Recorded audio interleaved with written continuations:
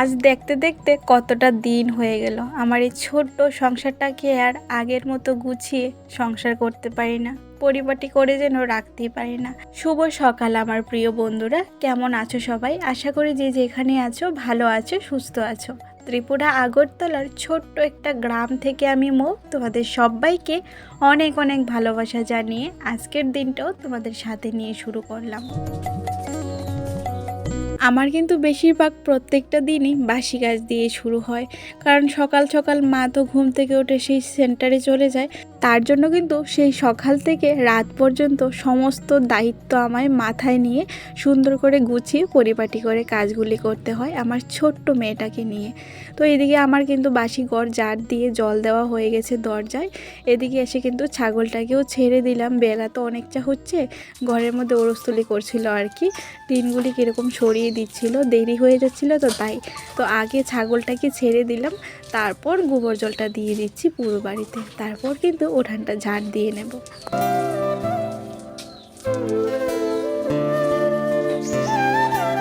আমার পরিবারের সকল নতুন বন্ধু, পুরনো বন্ধু সবার কাছে আমার কিন্তু একটা ছোট্ট অনুরোধ সবসময় থেকেই যাবে গো। তোমরা কে কোন জায়গা থেকে আমার ভিডিওটা দেখছো অবশ্যই কিন্তু কমেন্ট করে জানিয়ে যাবে, তাহলে আমিও জানতে পারবো আমার বন্ধুরা কত দূর দূরান্ত থেকে আমার ভিডিওটা দেখছো। আর তোমাদের কাছে কিন্তু আমার অনুরোধ, সবাই কিন্তু ভিডিও শেষে একটা কমেন্ট করে যাবে। সে কমেন্টটা যে ভালোই করতে হবে সেটা কিন্তু নয়। আমার কথায় বা কাজে যদি কোনো ভুল ত্রুটি থেকে থাকে অবশ্যই কিন্তু কমেন্ট করে জানিয়ে যাবে, কারণ তোমরা তো চাইলেও এসে আমাকে হাতে ধরে আর শিখিয়ে দিতে পারবে না। তোমরা কমেন্ট করলেই সেই কথাগুলি শুনে আমি চলার চেষ্টা করব।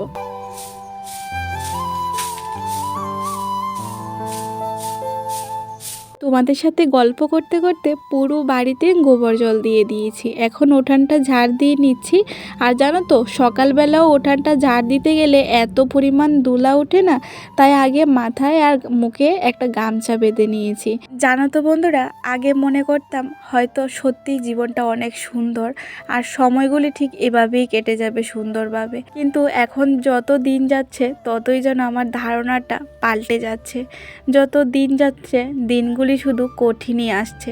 মনের ভিতর এত কষ্ট আর মাথায় এত টেনশন নিয়েও যে সব কিছু সামলিয়ে হাসি মুখে চলছি, মাঝে মাঝে তো মনে হয় সংসার জীবনে নয়, যেন সার্কাসে আমি আছি। আমি জানি গো বন্ধুরা, এটা যে খালি আমার জীবনের কাহিনী সেটা কিন্তু নয়, আমার মতো হাজার হাজার বোন দিদিভাই মানুষের কাহিনী। আমার মতো সবাই কিন্তু বুকে যতই কষ্ট থাকুক না কেন, মাথায় যতই টেনশন থাকুক না কেন, মুখে হাসি দিয়ে সমস্তটা সামলানোর চেষ্টা করে। উঠানের সাথে সাথে কিন্তু গেটের জায়গাটাও আমি প্রত্যেক দিন ঝাড় দিয়ে নেওয়ার চেষ্টা করি, কারণ অনেকটাই পাতা এসে উড়ে পড়ে আর কি। আর গেটের জায়গাটা যদি একটু ঝাড়ু দিয়ে পরিষ্কার করে না রাখি, দেখতে কিন্তু একদমই ভালো লাগে না। স্রাফের কৌটোটাতে না স্রাফ শেষ হয়ে গেছিলো, তাই কিন্তু আবার নতুন করে নিয়ে নিলাম। আর এই কাপড়টাতে না কালকে মা কিছুটা কচু কেটে রেখে দিয়েছিল আর কি। আমাদের বাড়িতে কিন্তু প্রায় সময়ই এই মাসটায় আর কি তোমার কচু কেটে শুকিয়ে পাউডার করে ডিবিতে রেখে দেওয়া হয়, যখন ইচ্ছে হয় তখন কিন্তু সেই কচুর পাউডারগুলি দিয়ে তরকারি রান্না করা হয়। তোমাদের কার কার বাড়িতে এরকম খাওয়া হয় বলো তো? আমার বাবার বাড়িতে না কচু খাওয়ার যে একটা থাকে সেরকম সেটা খায় না আর কি, কিন্তু এই বাড়িতে আসার পর দেখলাম যে সবাই বেশিরভাগ কচুটা খেতে ভীষণ ভালোবাসে। উঠানটা ঝাড় দেওয়া হয়ে গেল, কিন্তু মা এখনও ঘুম থেকে ওঠেনি। ভিডিওটা যেহেতু রবিবারের, আর রান্নাঘরের চাবিটা কিন্তু মার কাছে আর কি, তো মা এখনও ওঠেনি, দরজা খুলেনি। সেজন্য বসে না থেকে কিন্তু কালকে আমাদের ঘর থেকে এই কয়েকটা ফুল বের করে রেখেছিলাম। অনেক দিন হলো সংসারের কাজগুলি গুছিয়ে করতে পারি না, মাকড়সার আঁশ ধুলা বালু পড়ে ফুলগুলি না অনেকটা নোংরা হয়ে আছে। ভাবলাম বসে না থেকে এগুলি ধুয়ে দিয়ে দিই, শুকিয়ে যাবে বেশ ভালোই। আর মা ঘুম থেকে না উঠলে তো রান্নাঘরে গিয়ে কোনো কাজই করতে পারবো না, রান্নাঘরের চাবি তো মার কাছেই রয়েছে। কালকের ভিডিওতে সঞ্জিতা বোন কমেন্ট করেছে, তুমি অনেক ভালো বোন, তুমি অনেক কথা অনেক সুন্দর করে গুছিয়ে বলতে পারো, তুমি এগিয়ে যাও বোন, আমরা সবাই তোমার পাশে আছি। তোমাকে অনেক অনেক ভালোবাসা জানাই বোন, এভাবে আমার পাশে থাকার জন্য আর এত সুন্দর একটা কমেন্ট করার জন্য। দুর্গাপুর থেকে পীযূষ ভাই কমেন্ট করেছে, বর্দি তুমি অনেক ভালো গো, আমি দুর্গাপুর থেকে তোমার প্রত্যেকটা ভিডিও দেখি। আর জানো তো বর্দি, তোমার কাজে বা কথায় কোনোটাই ভুল নেই, তুমি অনেক সুন্দর করে গুছিয়ে কথা বলো, এগিয়ে যাও বর্দি। জানো তো ভাই, তোমার মতো আরও অনেক ছোট বড় ভাই আছে যারা আমাকে বর্দি বলে ডাকে, দিদি বলে ডাকে। আগে না এই বর্দি ডাকটা মানে বললেও কেউ এতটা গায়ে লাগতো না, কারণ আমার নিজের ভাই সবসময় বর্দি বলে ডাকতো। আজ 1.5 মাস হয়ে গেল আমার ভাইটা আমাদের সবাইকে ছেড়ে চলে গেছে, সেটা সবাই জানো। দেখতে দেখতে এতটা দিন হয়ে গেল, আমার ভাইটা এসে আমাকে আর বর্দি বলে ডাকে না। একটু তো কষ্ট হয়, তার সাথে অনেক ভালো লাগে যে ভগবান আমার একটা ভাই নিয়ে নিয়েছে, তোমাদের মতো অনেক ভাই আমাকে দিয়েছে। তোমাকে অনেক অনেক ভালোবাসা জানাই ভাই, তুমি অনেক ভালো থেকো আর মা বাবাকে ভালো রেখো ভাই। প্রায় 8টা বাজতে চললো, মা এখনও ঘুম থেকে উঠছে না। আমার তো বাইরের মোটামুটি সব কাজ হয়ে গেছে, উঠান ঝাড় দেওয়া, তারপর ফুলগুলিও ধুয়ে দিয়েছি, জলও আসতে চললো, কিন্তু মা ঘুম থেকে উঠছে না। মার থেকে চাবিটা না নিয়ে তো আমি রান্না করে যেতেই পারছি না। আসলে খেয়ালই থাকে না, রবিবারের আগের দিন আমি চাবিটা আমার করে নিয়ে আসতে আর কি মনেই থাকে না। তো মা যেহেতু এখনও ঘুম থেকে উঠছে না, মেয়েও ওঠেনি, তো আমি কিন্তু বসে না থেকে আলনাটাকে একটু গুছিয়ে নিচ্ছি। অনেক দিন হলো আলনাটাকেও গুছানো হয় না। আর দেখতে পাচ্ছ এতটা ধুলাবালু পড়ে আছে, এখানে নাম লেখলো না খুব সুন্দরভাবে লেখা যাবে। তো জুতোগুলি সবগুলি ধুতে হবে, তাই ভেঙে পড়ে রেখে দিয়েছি সাইডে। আর এই জোড়া দুটা ধোয়া, তাই এটাকে রেখে দিয়েছি ড্রয়ারে। এখন কিন্তু একটা শুকনা কাপড় দিয়ে ধুলাটাকে মুছে নেব।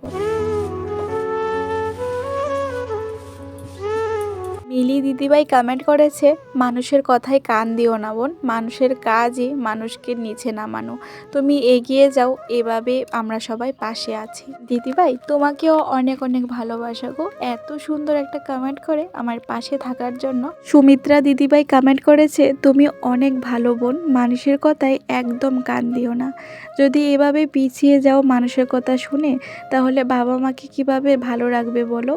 কি করব বলো তো দিদিভাই, সব কথায় তো আর কান দেই না, আর সব কথা আমি দেখলেও না দেখার মতো থাকি, কিন্তু কিছু কিছু কথা আছে যেগুলি একদম মনে গিয়ে লাগে, অনেক কষ্ট হয়, যেগুলি আর সহ্য করতে পারি না, সেগুলি নিয়ে একটু কথা বলি।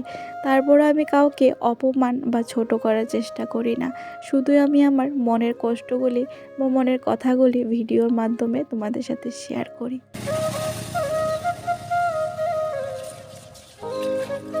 অনেক অপেক্ষা করার পর শেষে মাকে ডাক দিয়ে তুলে চাবিটা নিয়ে কিন্তু বাসি বাসনগুলি বের করে ধুয়ে নিলাম।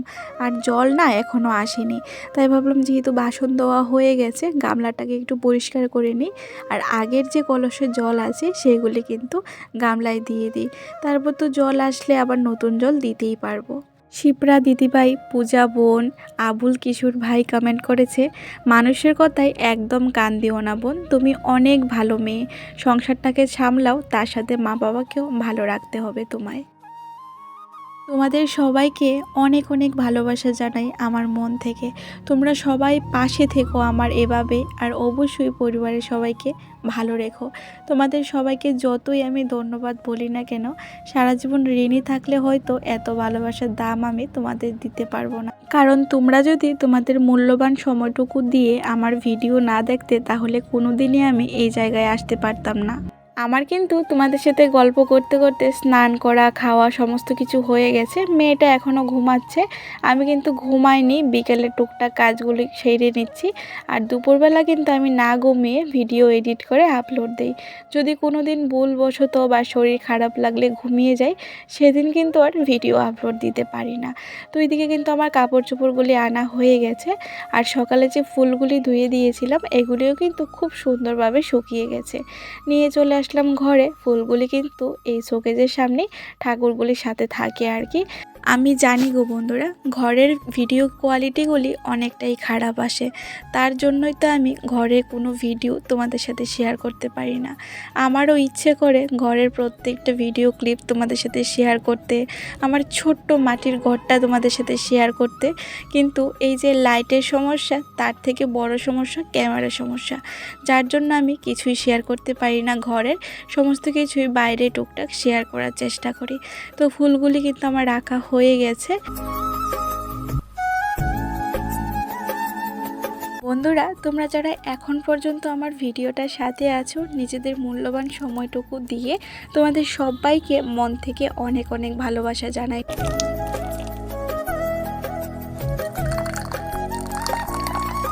সেই সকাল থেকে রাত পর্যন্ত একটার পর একটা রুটিন বাই কাজ করতে করতে কখন যে দিনটা শেষ হয়ে রাতও চলে আসে সেটা নিজেরই খেয়াল থাকে না। সেটা আমার নয়, এটা প্রত্যেকটা মেয়ের জীবনেই হয়ে থাকে। বিয়ের আগে থাকে একরকম, আর বিয়ের পর নিজের সংসার হয়, আর নিজের সংসারটাকে গুছিয়ে পরিপাটি করে রাখতে আমরা সব মেয়েরাই পছন্দ করি। তোমাদের সাথে গল্প করতে করতে এদিকে কিন্তু আমার সন্ধ্যের টিফিন রেডি, কয়েকটা স্টার কেক, তার সাথে আছে রং চা, এগুলি দিয়ে সবাই খেয়ে নেব।